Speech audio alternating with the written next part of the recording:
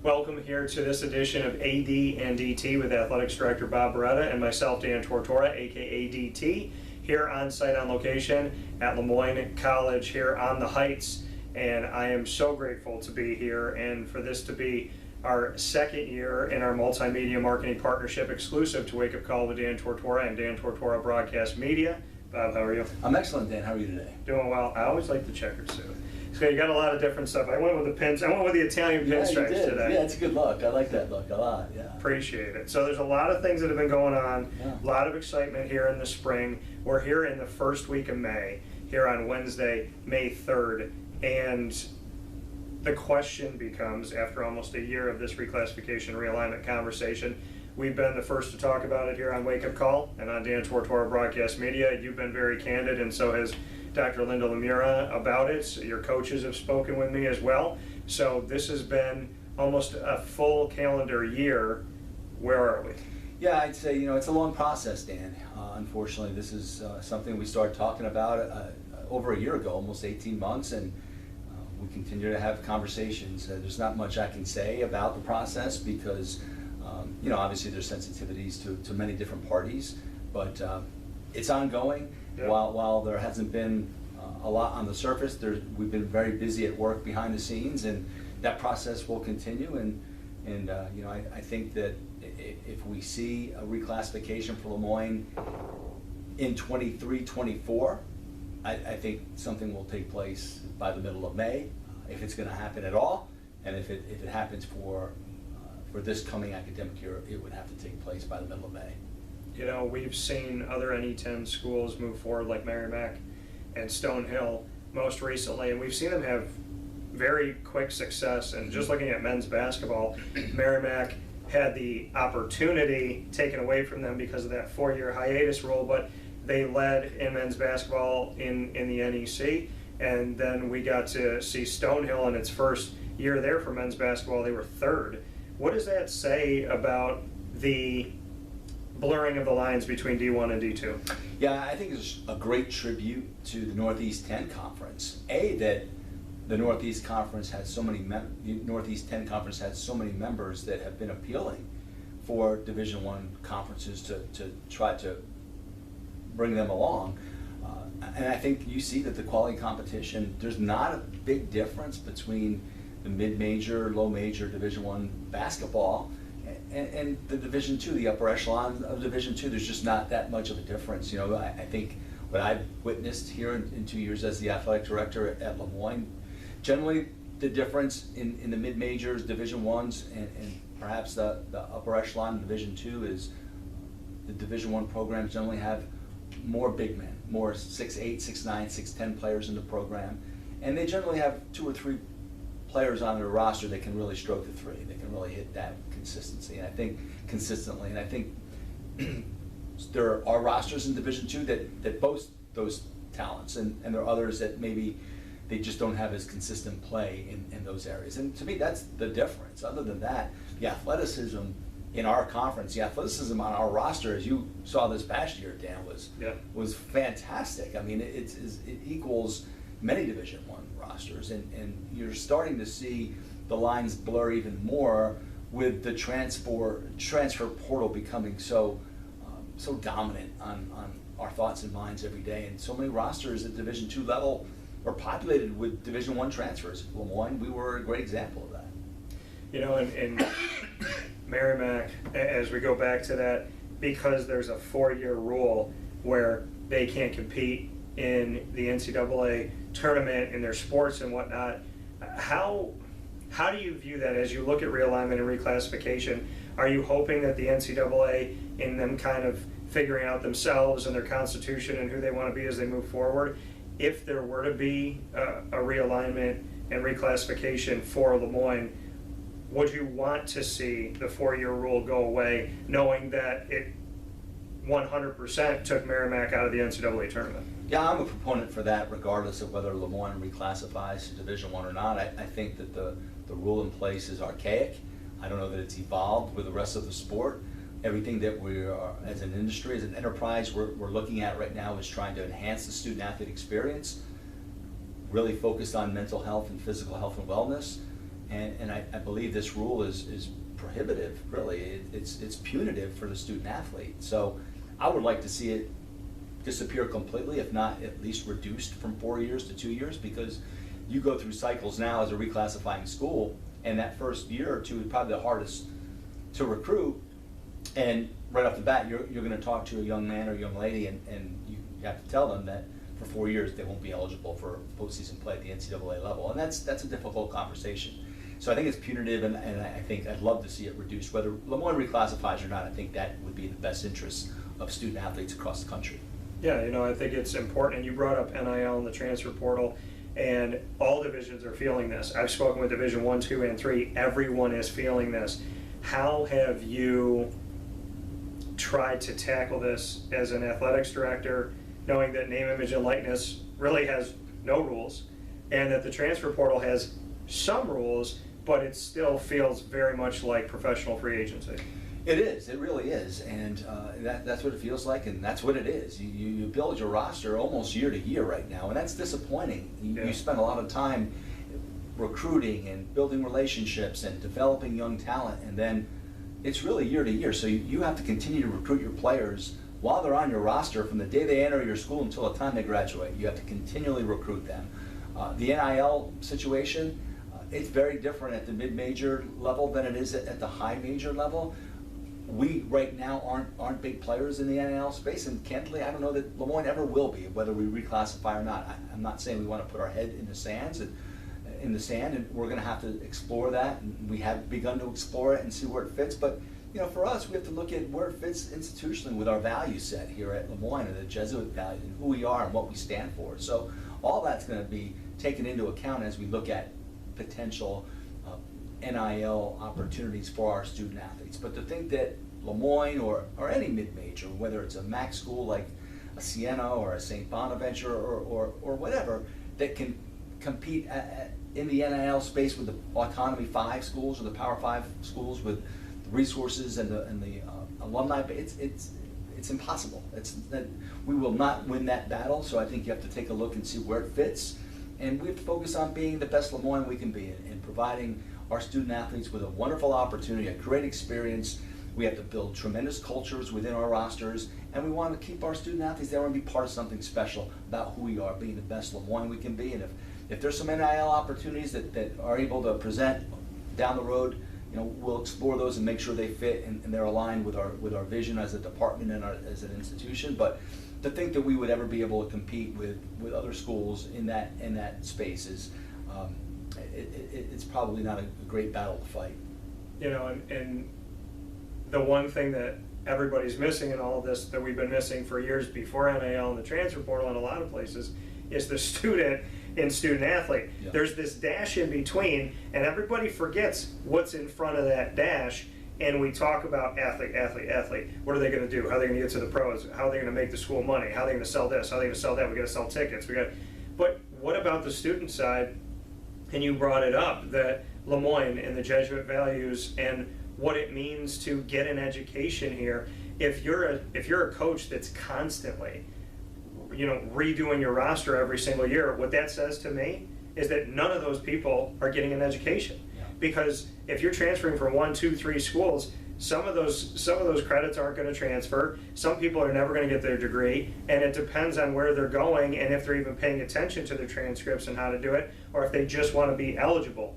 So let's look at the student side of things, and like you said, whether or not LeMoyne reclassifies, it's been an integral part of you being here that we focus on student and not just athlete.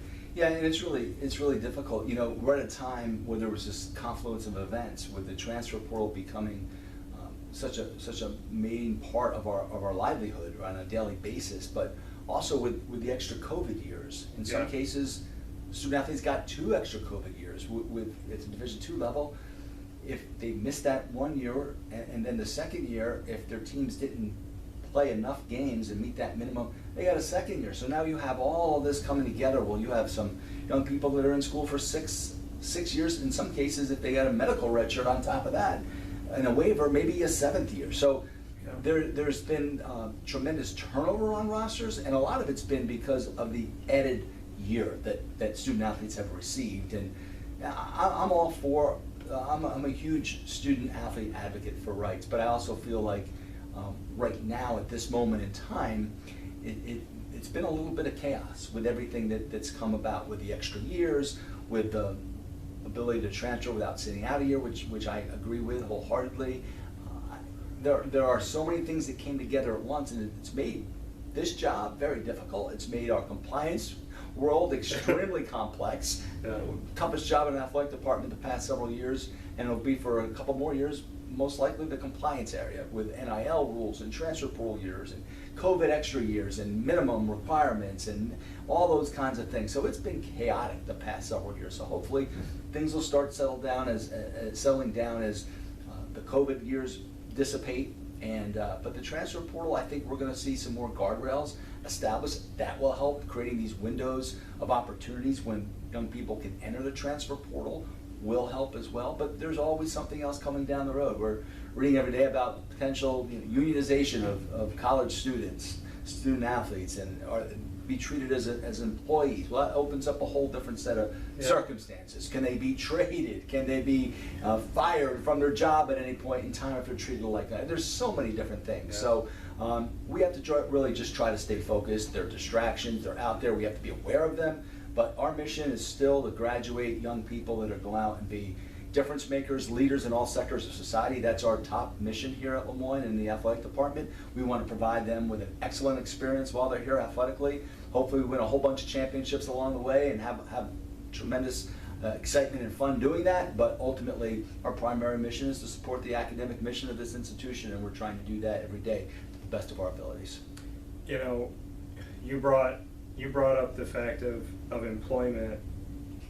I want to look into the camera and be very clear to student athletes.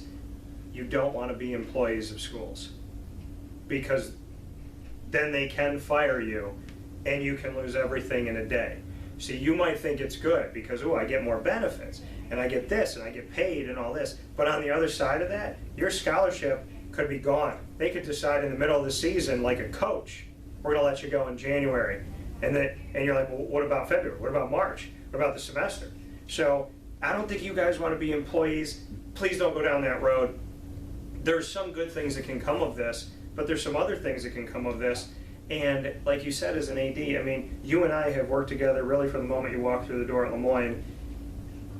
In these 2 years, could you have expected realignment, reclassification on the grand scale, LeMoyne talking about it, NIL, transfer portal, a pandemic? You've had an interesting 2 years as an AD. Yeah, it has been. And then you think about just the normal AD business, whether it's coaching changes, hires. You mean there's other stuff that happens? There's some other things that we have in there, but fortunately we've been really successful. We've won a whole bunch of championships. Most recently, we won our regular season men's tennis championship and men's tennis team. Most recently, the most recent LeMoyne team to go into the NCAA championships, and hopefully we'll have a whole bunch here in the next couple of weeks to talk about. So we still have that everyday business to attend to, but there has been, this has been a very interesting moment in time for this enterprise, probably historical on so many different levels. I think any one of those things you mentioned are mammoth events, right? They're massive events in disruptions in the industry. When you talk about 3 or 4 or 5 all coalescing, it makes this a very interesting position day to day. You never know who's going to walk in the door and what the topic of conversation is going to be, but it's exciting. And I think, again, as long as we continue to be laser focused on what our mission is, we'll work through all the other pieces that come down the road across our desk as a staff. But we have to be laser focused on our mission, and we are. We are 100% committed to our Jesuit values, to our supporting the academic mission and our student athletes, as you mentioned earlier, Dan. They're students first.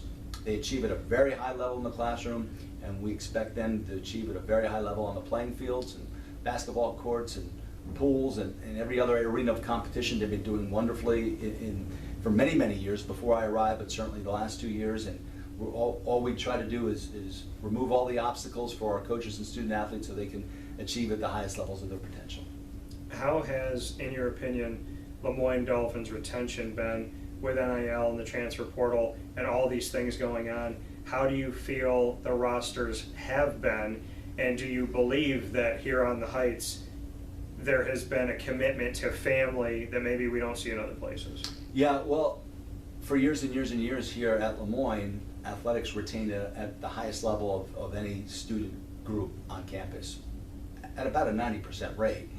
But I have had to warn President Lemura that those numbers might get skewed, because you're seeing them skewed across the country. Just with so many transfers, so the ability to transfer without sitting out a year, we've been impacted by it. There's no question. We had 5 members of our men's basketball team enter the transfer portal after the season, and we're bringing transfers in as well. I'm a huge believer that you don't build a program through the transfer portal, and I've talked to our coaches about this many times. I feel like we need to build a great foundation. Championship programs are built from within through that family element, and when you have a hole to fill, I think the portal can be very valuable to maybe plug and patch. If you have a distinct, a very specific need in an area, you can go into the portal, and I think that's how you build championship clubs. But to turn your roster over every year with 5, 6, 7, or if it's 20, 30% every year, that makes it really, really difficult to have that cohesive culture that's so integral to success. So yeah, I think the portal is out there, and we have to be mindful of it, and every day our coaches are in the portal and seeing what might be available to them. But I think it's really important that you pick the right people, it's a right fit, and that it doesn't disrupt the culture that you've already built, because ultimately that foundation is the most important part of success, in my opinion, and it's built for those student athletes that come, stay, be part of the culture, be part of the community, and build from a 4-year or a 5-year experience at LeMoyne, as opposed to dropping in, dropping. And I'm not saying that we don't have wonderful young people that transfer in. We do, and many of them have been integral to our success. Yeah. But I think for us, they'll come in and fit is so important, and they fit really, really well. And it's really difficult to find 40% of your roster fitting like that every single year. And so we're really focused on trying to build these long-term commitments and then use the portal when we need to fill a void, because we have players that'll ultimately, they will transfer out from time to time, and we have to fill those needs. Well, and you talked about, I mean, even you talk about the people leaving, but the people staying, if it keeps turning over around them, then it kind of punishes the people that stay. So that's a side of it that's tough. To kind of bring it all full circle here, you said if anything were to happen with realignment and reclassification, you eyed the middle of May 2023. Why do you feel like we're going to see a spark in movement again in May? Well, there's a deadline for reclassifying schools if they're going to compete in the next academic year. So for us, it would be in the fall. If we were going to compete at the Division I level, we have to have an application, and we have to have a strategic plan and some other documentation to the NCAA by June 1st. Yeah. So there's a period of time that you're going to need to ramp those things up and get those submitted to the NCAA. So that's why there is a deadline really in place. And I feel like if we are going to reclassify, it's something that will happen by the middle of May. If it starts to drag deeper into May and there's no word about reclassification from Lemoyne, then I wouldn't necessarily say that it's not going to happen, but the likelihood that it would happen for the 23-24 academic year. So that's really why I say middle of May, because we are now approaching that June 1 deadline here, only 3 weeks away, or just a little over 3 weeks away. So we would have to be in position to submit those documents, and we will have had to make a decision by then.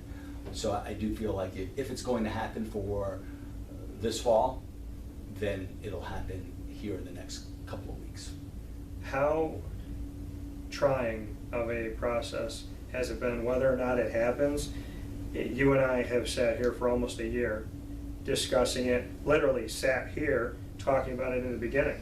Yeah. The openness of the strategic plan, putting that all together, hiring somebody from the outside to help you build it, and then for them to seek to see is there interest, and for you to constantly tell me, hey, I need to be ready so I don't need to get ready, going through and having constant meetings with this adjunct committee, reaching out and having these public forums, adding on to, like you said, all of the duties of an athletics director, to have all of these things in place that whether or not it happened, you still had to have your ducks in a row. You still had to go through all this. You still had to research things that you may have not even thought of before.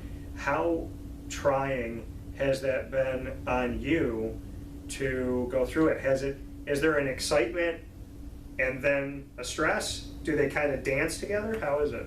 Yeah, well, first of all, I want to give all the credit available to our president and leader, President LeMoyne. She's been unbelievable, a tremendous leader and supporter throughout this process. Whether LeMoyne reclassifies or not, she has led us through this process from day one.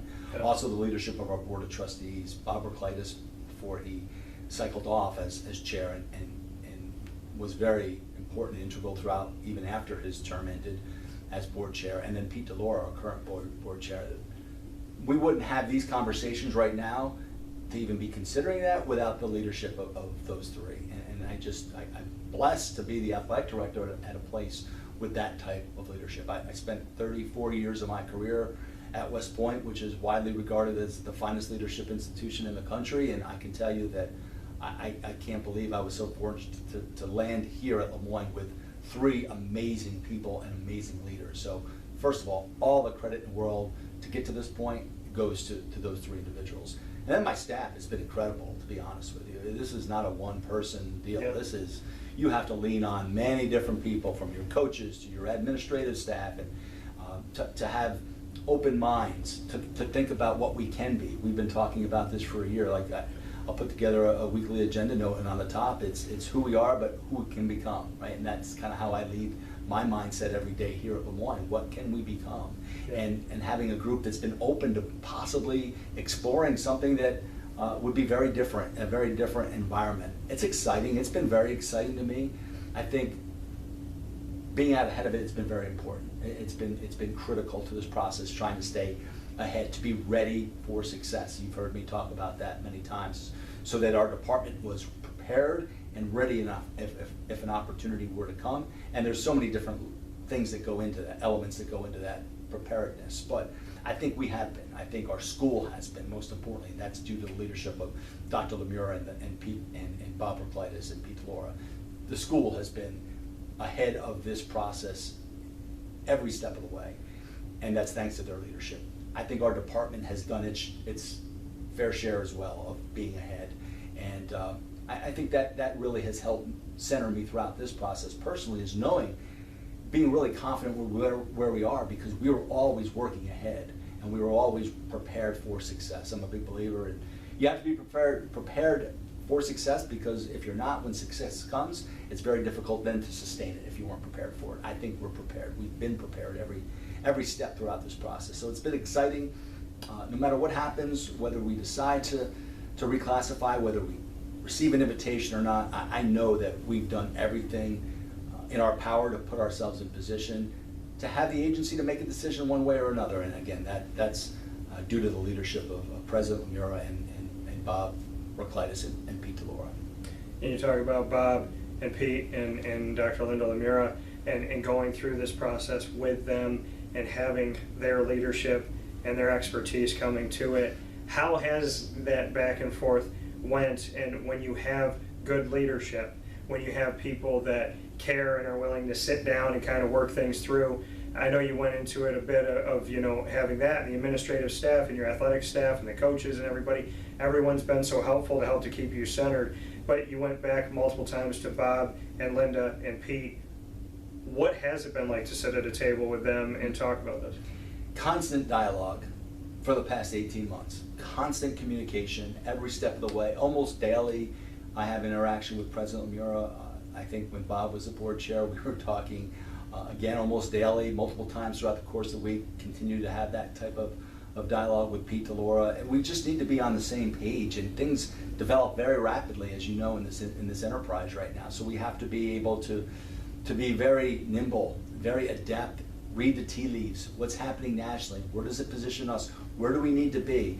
And all the while, our mission, as I mentioned, we have to be laser focused on providing our student athletes with a championship experience right now, those that are here. Those are the ones that we're most indebted to. They're the ones we're serving every day. We like to think, at least our staff, myself, as servant leaders, that's why we're in this industry, and we can't lose the focal point of why we're here, and that's our student athletes that are currently in our program. But yeah, the dialogue, it's been interesting. It's been some days you're at one level, and the next you might be at another. You might anticipate one thing and something else comes down. I think we've tried to stay very grounded and try to stay very even keeled and not ride those highs and lows, and just try to keep things in perspective and know that this is a long process, and we're playing the long game, and try to not let any one day of events impact where we want to be as an institution ultimately. And I think President Lemira has done a great job at keeping us focused on the horizon, as has Bob and Pete, and their support has been integral. And I want to mention Joe Grasso as well. He's our CFO that came on board, and he is just tremendous. He's an unbelievable colleague and partner, and so important to any consideration of a reclassification. He's phenomenal, and I'm blessed to work closely with Joe, and I do not believe without his presence in this process that we would have had this conversation at this stage of the game either. So I mean, it's been exhilarating. Some days it's been frustrating. Some days you shake your head, and the one constant is people want to know and people care, and that's what's really important to me. People care about LeMoyne College and LeMoyne Athletics. So when you're in the community, and that's the first question that I've been asked now for 18 months wherever I go. Yeah. But I love it because it's a passion about this institution, and when people stop caring, or if they're apathetic, then you have problems. And that's not an issue here amongst our community. People really care about LeMoyne, and we're going to do our best to put LeMoyne in a really solid setting here for the decades to come, and whether that's at Division II or at Division I. In this exclusive multimedia marketing partnership, I can tell you, without doubt, going off what you said, that one of the top questions that I get asked almost daily is, "Hey Dan, what's LeMoyne going to do?" And I have been asked that question by Division III institutional people, Division II, Division I, coaches in general, people on the street, grocery store, going somewhere with my mom and seeing one of her friends and having dinner, and them going, "Hey, so you work with LeMoyne, you do all that great stuff, what are they going to do?" So it's become a normal thing for me to hear in a restaurant, on a plane, while I'm walking. So like you said, people care, and they care a lot. And I have had people asking me, "You've replaced the Boeheim question." The when's Boeheim retiring? That, when Boeheim was still coaching, I was getting plenty of LeMoyne, but it's ramped up more and more and more. And I gotta tell you, Bob, that pretty much I would say it's probably my most asked question now, is wherever I am, whatever I'm doing, somebody will say to me, "You're the LeMoyne guy. What are they doing?" so. But it's brought attention to LeMoyne, whether we reclassify or not. It shows the power of athletics. It shows the power of opportunity. And we've talked about, and I've said this, you've heard me say this, I've said this with you in these settings and privately, that athletics will never be the most important element of an institution. If it is, you have misalignment. Our number one mission is to support the academic mission of this institution. However, athletics might be the most visible part of an institution, the most visible element. And with that great visibility comes tremendous opportunity. But with that opportunity comes great responsibility. So you have to manage that opportunity with great responsibility. You have that sense that it's very important. And when you walk around this community, and people know, and they want to know, and they care deeply about.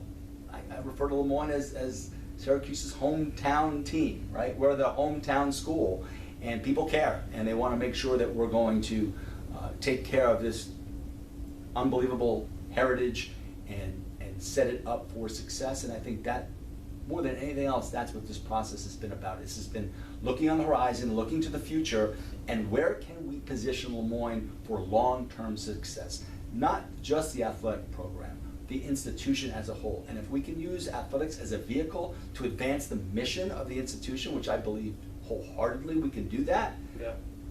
you know, then athletics is a very valuable tool. And I've been an unabashed supporter of reclassification. You know that. I've been on record as saying that. I have not wavered from this at any point in time. People ask me all the time if that was on my mind when I came along. It was not. We studied, we looked at D3, we looked at D2, we looked at D1. I happen to believe that a transition to D1 makes an awful lot of sense for the institution. I've been public with that, and I have been very vocal about that. But very open-minded to listening to counter-arguments, and there's been a lot of them over the past 18 months, and some great points. But I think when done right, Division I athletics can serve an institution in ways that perhaps other programs on campus can't.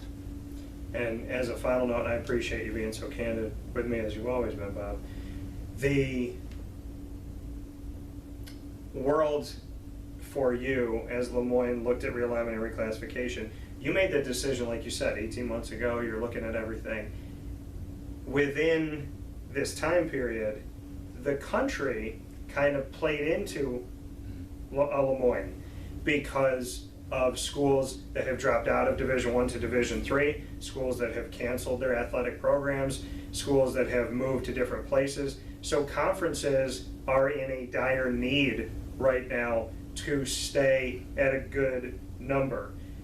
Do you feel that? Do you get a sense for that? Like, hey, we started our process saying we want to be ready just in case, and while you were getting ready, Right. the world kind of leaned toward LeMoyne. Right. For Division I. I think, Dan, you're spot on as normal. It goes back to being prepared for an opportunity, and I say this not just about college athletics. We talk about this in our personal lives as well. Just being prepared for that next step, whatever that might be. And when we began the process 18 months ago, it was an inner look. We wanted to introspectively look and see if it made sense for LeMoyne. And we took great care in doing that. Our committee met 32 times through the summer, through the fall, and into this winter. Extensive dialogue with the community. 6 open fora, 3 webinars, 4 other Zoom sessions, multiple other opportunities for the public to interact with the president, myself, and whoever else was involved in the process. But it was always about what's in the best interest of LeMoyne, long term. And it still is, but I think we had to have a mindset of we need to be prepared if an opportunity comes. So when we started this dialogue 18 months ago, there was no given opportunity that an opportunity was going to arise, but we wanted to be prepared if it did. Yeah. And as you mentioned, as things have transpired nationally over the last 18 months, the winds of change have swept through the enterprise and starting out at the highest levels, and there is a trickle-down effect all the way down to Division II, and we've seen migration, we've seen realignment, we've seen reclassification, and we just wanted to position ourselves that we wanted a seat at the table, and we really, and this was something that Dr. LeMoyne has said multiple times, we want to have the agency to control our own destiny. Yeah. And in order to do that, we had to be prepared. We had to be prepared as an athletic department. We had to be prepared as an institution. We needed to make sure that the community was aware and had an opportunity to weigh in, and we've done all those things. And again, it goes back to the leadership at the top, Dr. LeMoyne and Bob Reclassification and Pete DeLaura, with a vision to get us and support this thing that we've been talking about. And we'll see if it happens or not, but I know that if it doesn't happen, it's not going to be because we didn't do everything in our power to put LeMoyne in place to have the agency to make that decision. You've made it LeMoyne's decision instead of focusing on the rest of the world. There's different things that have to fall into place and you have to get an invitation, but you put LeMoyne in a position to be able to say yes or no, and you've gotten yourselves prepared. And they say it all the time, but it's true. You got to be ready so you don't have to get ready. And you and I sat in this office and talked about that as the strategic plan was being made. Yeah. We were talking about that. So yeah, it's been a focus, and again, great credit to our staff because we have a long history in Division II, and many folks on our staff haven't been in that Division I world, so it can be a little bit intimidating not knowing, but they've been open-minded, our coaches have been open-minded to it, and we've been able to have great dialogue, pros, cons, differing opinions, respectful thoughts, really deep and I think thought-provoking conversations throughout these 18 months. I've enjoyed it. It has been exhilarating. There's days that if you would have asked me, I'd say, yeah, we're going. I don't know if we'll get an invitation. And there's days I say, well, no, I don't think we're going to go, even if we get an invitation. So, you just have to be mindful of it all, keep things in perspective, and stay laser focused on the horizon, and put ourselves in that position that hopefully we'll have an opportunity, and then we'll make a decision whether it's right for LeMoyne or not. It makes the what do you want as a side to your steak such an easier decision. I feel like everything else becomes so much easier now. You're probably really good at picking Netflix stuff now and all that. So Bob Beretta, Athletics Director here at LeMoyne College on the Heights, myself, Dan Tortora, aka DT. This has been an exclusive, as always, and very special edition of AD and DT as we talk reclassification, realignment, NIL, the transfer portal, and God forbid, the student in student athlete. Bob, appreciate you. Appreciate your time, Dan. Thank you. Fins up. Fins up.